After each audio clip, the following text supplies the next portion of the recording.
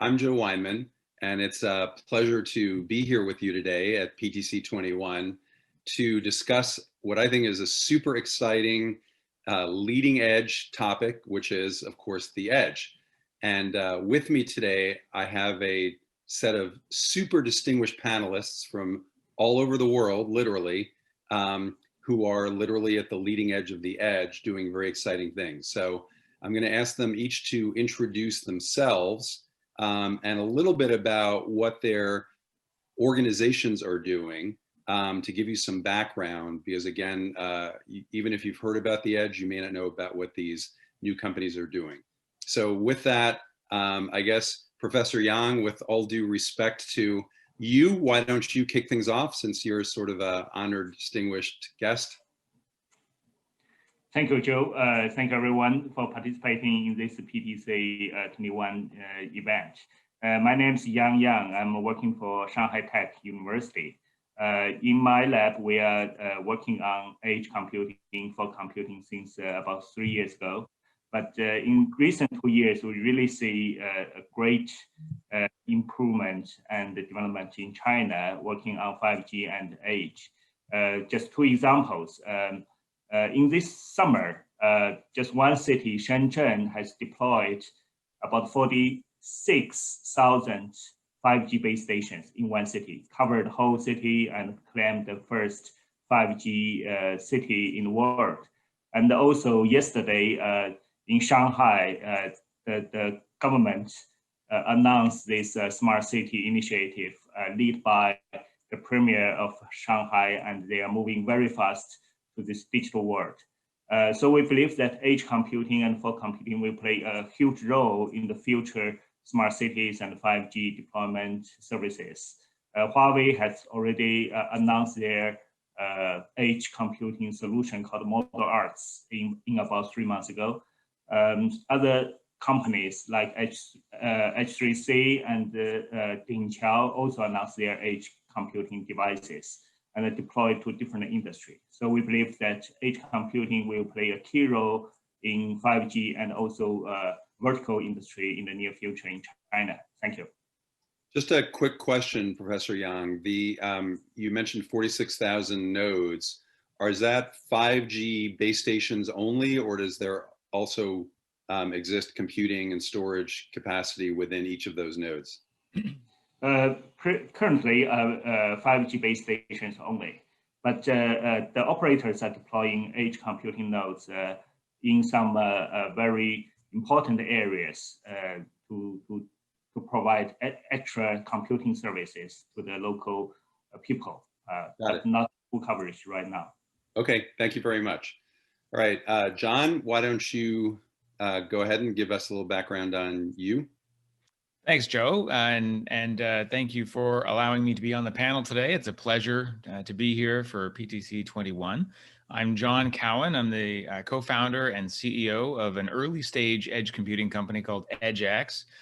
My background is actually in telecommunications and cloud. I am old enough to have been alive to see multiple generations of the internet, and an early adopter and pioneer in the concept of cloud computing that we all know and love, pioneered by AWS. And as my business partner and I were kind of looking at the future of the internet, we quickly observed that the Internet of Things is going to be a big deal. And as we started to do the math to figure out how much data would need to be processed in the Internet of Things to power the next generation of the internet economy, we quickly realized that the centralization of compute resources, the way that we had built it for cloud, was kind of incompatible. And what was going to be required was a distribution of computers everywhere, ideally located as closely as possible to devices and connected things to process information and data quickly.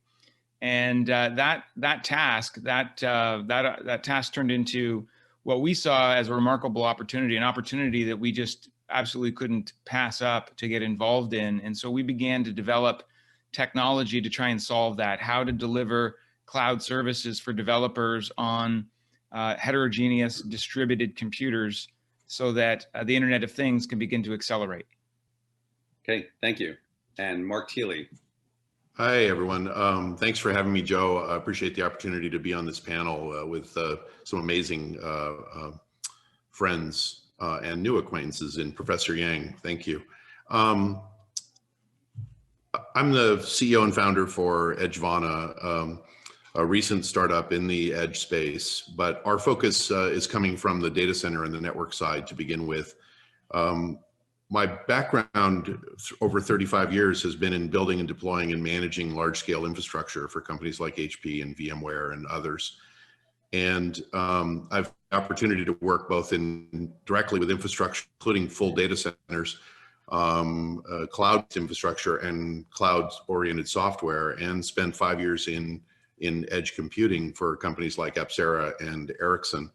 And as part of that, I saw what appeared, at least, to be a trend towards large organizations going through digital transformation, becoming more technology heavy, looking at diversifying their compute locations and attempting to open up their ability to adopt compute and technology more effectively, regardless of where in the world it was needed.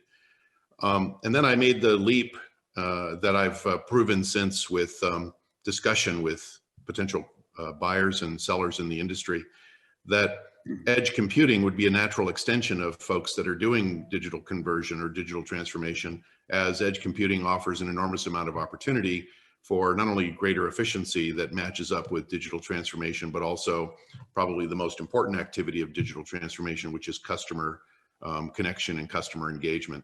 And so in trying to help solve for that problem, I thought there are an enormous number of data centers and networks around the world, but most of our focus is on literally a handful of those companies.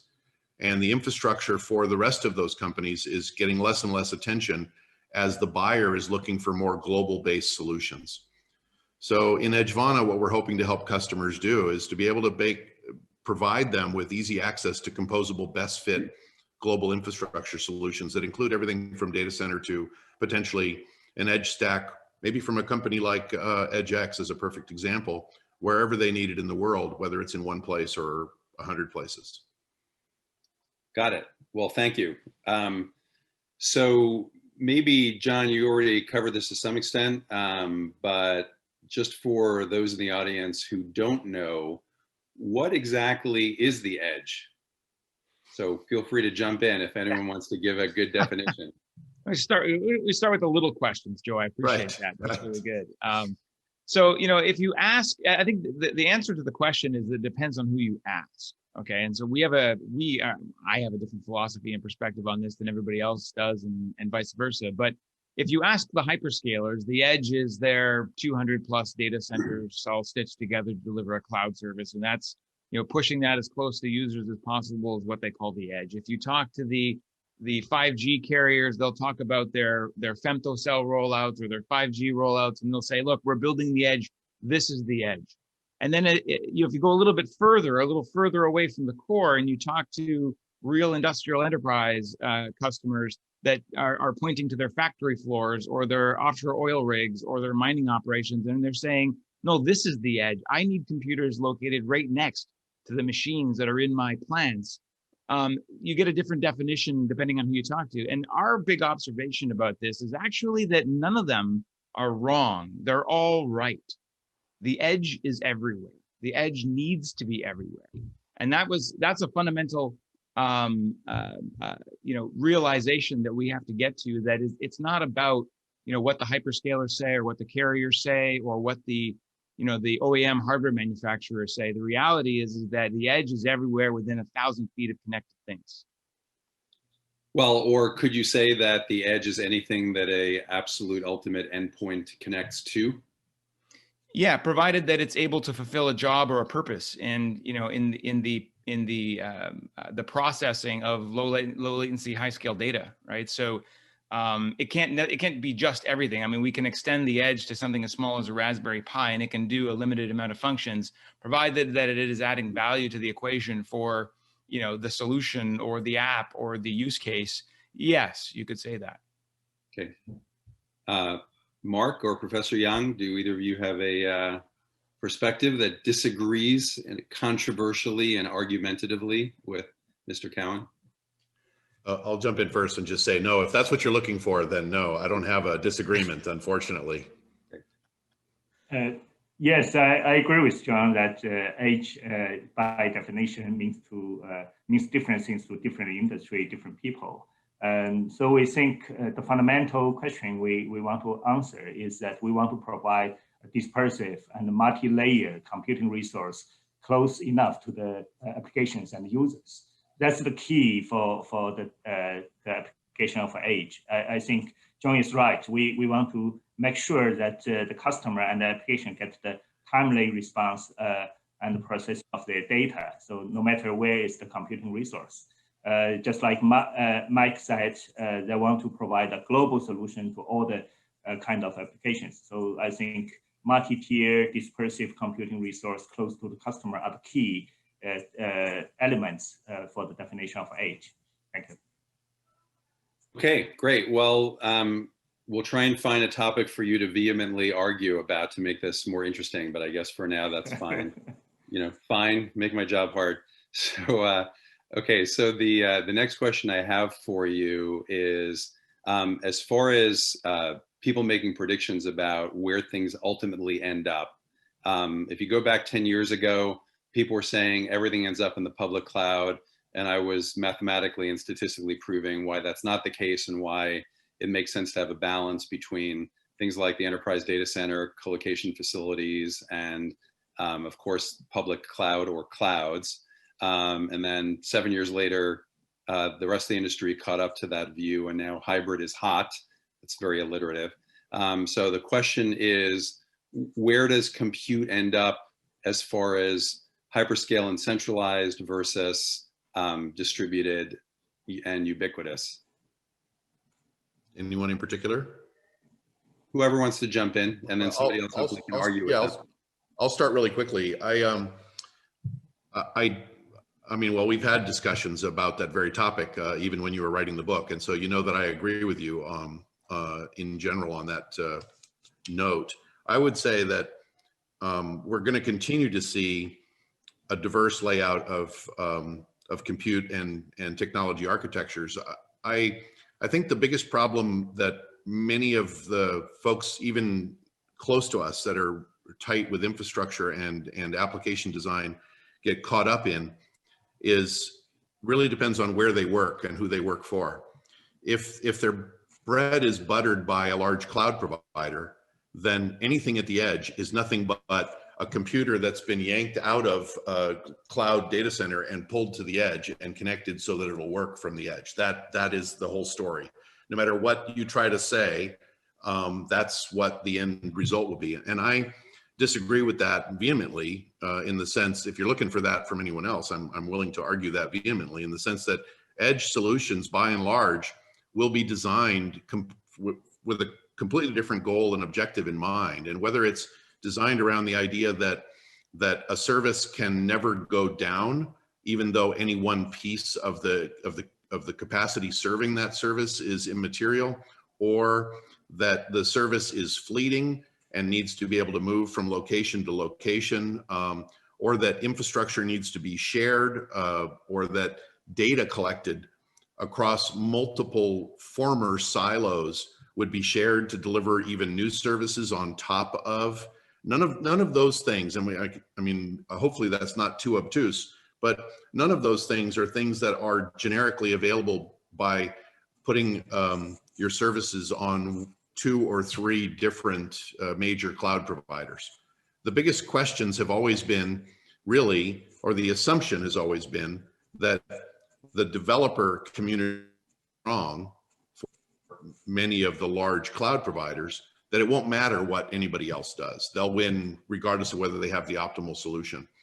And I would argue that the value associated with edge over the next 10 years, 15 years, however long that part of our technology economy makes sense as a differentiator, is so large that any problems we assume to exist will through.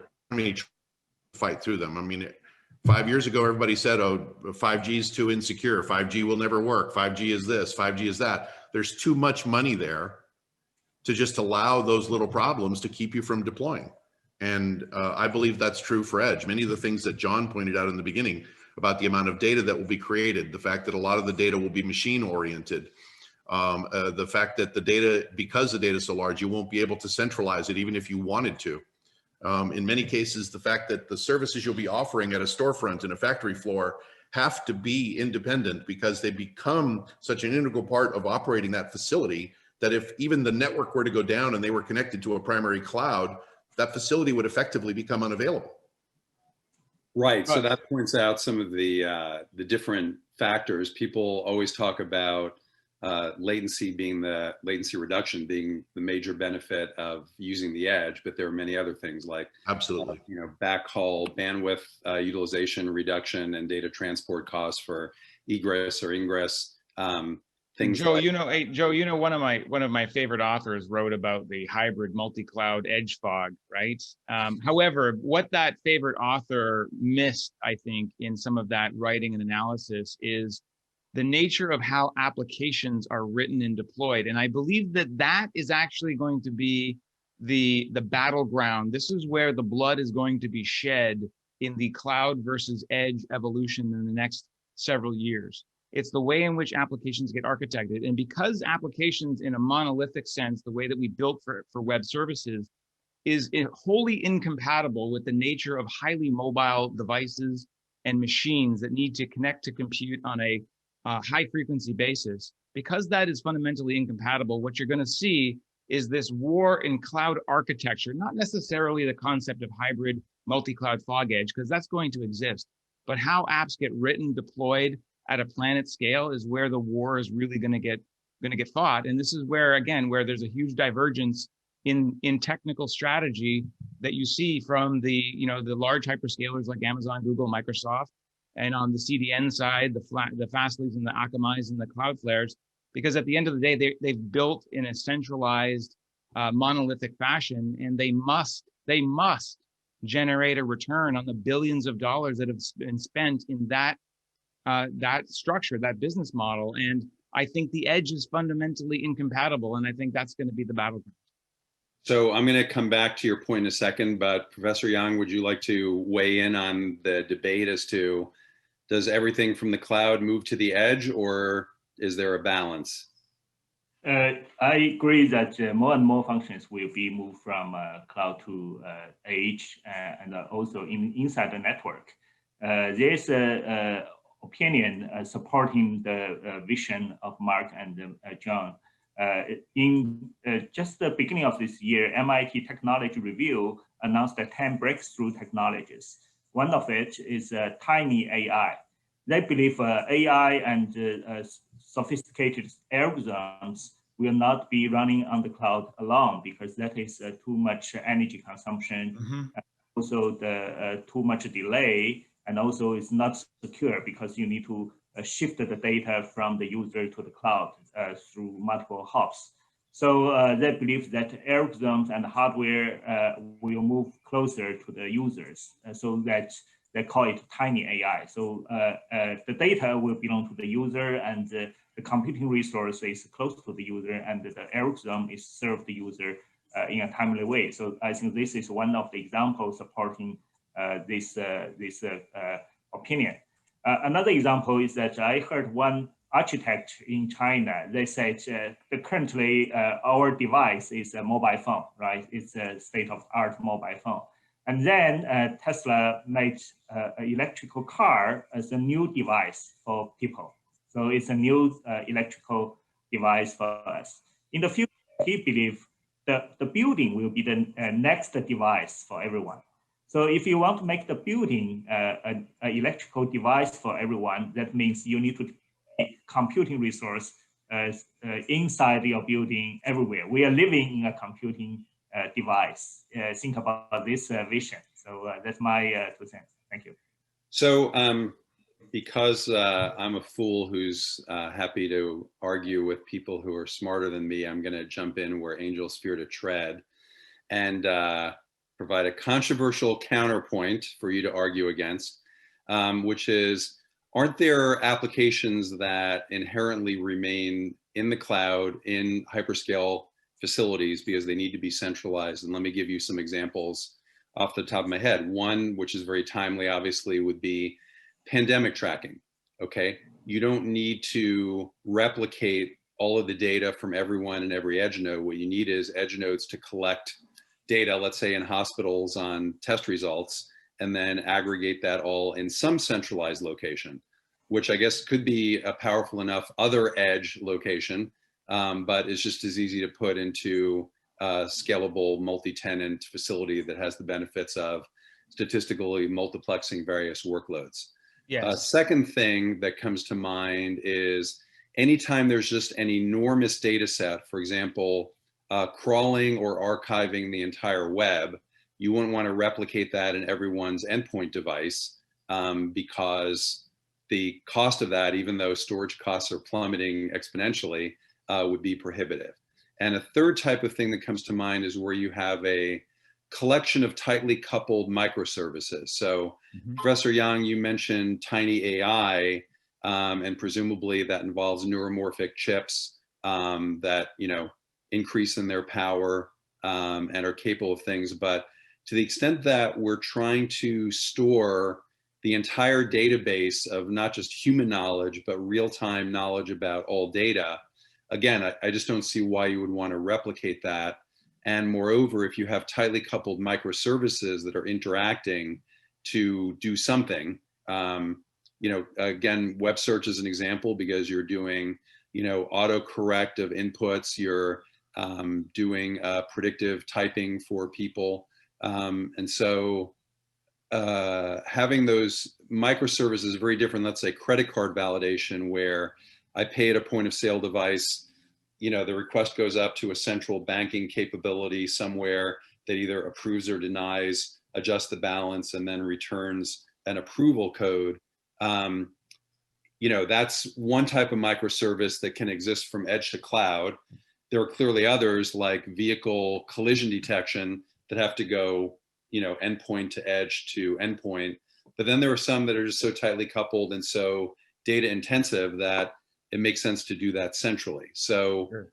What do you think? Am I crazy, or John? Well, you know, I think you're crazy, but your assessment is accurate. Well, your assessment is accurate. However, this is what I would say: that the nexus of value for the application at the edge is latency and cost. So if latency and cost are a fundamental driver for whatever application you're building in the next generation of the internet, the edge is going to be what you're going to design around. And this was my point about, you know, when I said like the Internet of Things, like I happen to believe that the Internet of Things and the applications therein are going to drive the next 10 years of internet economy. So, I wouldn't necessarily talk about traditional web services, apps, and architectures in the context of edge. I think that's going to stay in a centralized cloud provider, which is where it should be. But if the conversation for whatever it is that you are building, you know, has to deal with latency and cost, putting code and data as close as possible to where information is generated is going to be an architecture strategy you must embrace, and therefore edge is going to be paramount. Yeah, I mean, it's actually, to John's point, it's actually one of the reasons why I've started using a financial definition for edge, even though I wholeheartedly agree with the definition that John gave earlier. The financial reality is that it's where the costs make sense to deliver a service to the customer.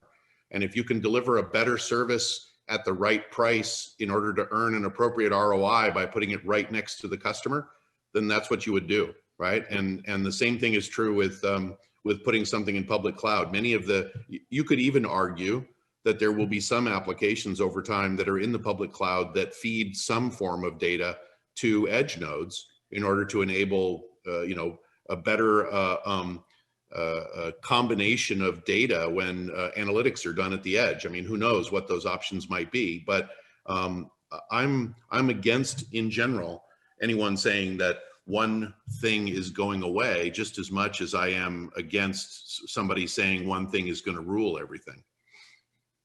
All right, so speaking of things that are going to rule things, a lot of the people that are watching right now are from the service provider industry. They're either network service providers, data center and co-location and or interconnection providers. The implications for interconnection would seem to be that you need a richer interconnection fabric at multiple layers, extending from direct connect to clouds all the way down to a variety of techniques, including 5G, 4G, 5G millimeter wave or midband, Bluetooth, God knows what, to connect those endpoints to the edge. Bluetooth. But then slightly higher up, you're going to have a lot of traffic. Yes, that's processed locally, but also that needs to interact either through things like integrated access and backhaul or through some sort of core backbone network. So I guess the question is maybe for each of you to weigh in on, what are the implications? Does it offload a lot of the network traffic we see now, where, to exaggerate things, the core network can go away because everything's done at the edge? Does it increase the amount of traffic and just make more low latency, optimally routed interconnection more important? What happens to data centers? Do they start to taper off business because more of the processing occurs outside the data center in some sort of specialized node, or do they become aggregation points? In other words, if you were investing and or shorting in any of the sort of segments, and again, you can look at satellite, subsea, wireline, 5G wireless, data center, colo, and interconnect, what is exciting to you, and what are you thinking, depending on how things turn out, they could be in trouble? And anyone feel free to jump in first. Well, I'll start with, because you asked a handful of questions. 37 to be precise. Yeah, I'm gonna take the last one, and I'll let other people jump in. But relative to investing, hell, I've started my company because I believe in the data center, and I believe that location and capacity will be in enormous demand, more so than what we're seeing today over the course of the next 10 years. And I also believe that the best way to open a new market as quickly and efficiently as possible is by leveraging existing capacity. And the way the market is trending today, and I think, I'd love to get John's feedback or Professor Yang's feedback on this as well, is the way the market is trending today is that there's an assumption that basically 6 or 7 companies are going to own this. And if you look at even what China, the last time I noticed what China believed would be appropriate for edge nodes across the country, it was 1 million. That may have changed, but that's what I remember. And in North America, if you took all of the co-location data centers and you took all of the central offices, maybe 40,000 or 45,000 facilities. And North America is just as large, geographically speaking, if not population-wise, as China. And so China is on track to have 1 billion 5G devices by 2025. So that would mean that basically each edge node addresses 1,000 devices, which is probably realistic at any given time. But yeah, there are geographic and density differences for sure. Yep. Professor Yang, do you want to respond as far as what you think is kind of where the opportunities are and where the challenges may lie? Yes, I really think the biggest change in the is we make the whole network more intelligent, just like any company or an organization in our society. So you will, if you compare a CEO's role as a cloud's role, so they make big decisions. I believe in the future, cloud and big data centers, like you said, is still important, but concentrate on global decisions, long-term decisions. But edge will play the role for timely response to the customer requests and the local processing of data. And also, there's another development is inside the network. We make the network more intelligent. So in China, there's a new standardization body called the Network 5.0, try to concentrate on the intelligence inside the network. For example, some network product developers already put NVIDIA's GPU inside their router and switches. That means you can process the data not only on the edge, but also in between edge and the cloud. Just like in a company, you have multiple layers of managers, and those managers will help you to deal with different problems locally or regionally. not every problem goes to the CPU.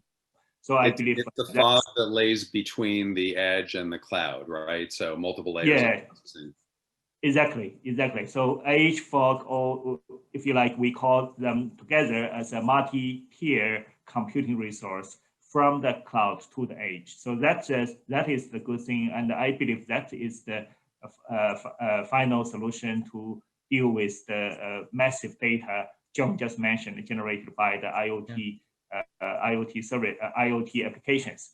There's a new development in China. About 2 years ago, Alibaba worked with the China Tower, which is the owner of all the base stations towers in China. They want to deploy edge computing devices on 1.9 million base stations.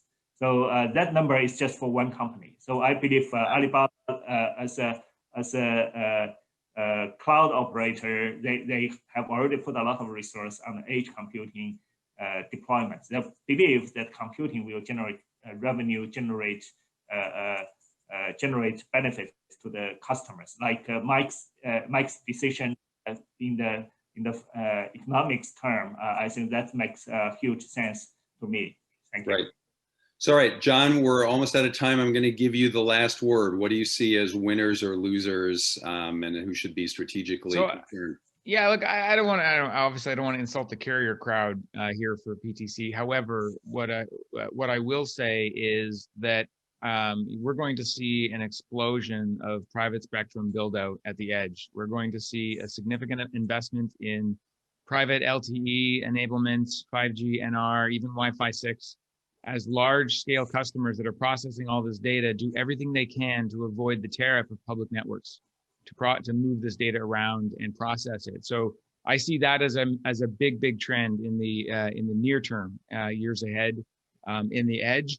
And what I would say on top of that, Joe, is that look for the companies that that are ultimately focused on the developer. You're going to see a tremendous amount of interest gravitate to the IoT developer. We don't really talk about this group very much in our industry, but that's going to be, the IoT developer tomorrow will be how we today view the web developer that's building the next Facebook or the next Amazon.com or the next TikTok, right? That's how we're going to think of the IoT developer. And so it would be in all of our collective best interest to begin to pay attention to what's happening to application development life cycles for the Internet of Things. Well, unfortunately, we're out of time because I know we can spend all day, if not all year, on this. And you guys are so knowledgeable. So thank you so much for joining. Those of you in the audience, thank you so much for listening. You have all of the participants' contact information, so I'm sure they can follow up with additional questions or opportunities. So again, thank you so much. Appreciate it. Thanks, guys. Thank you.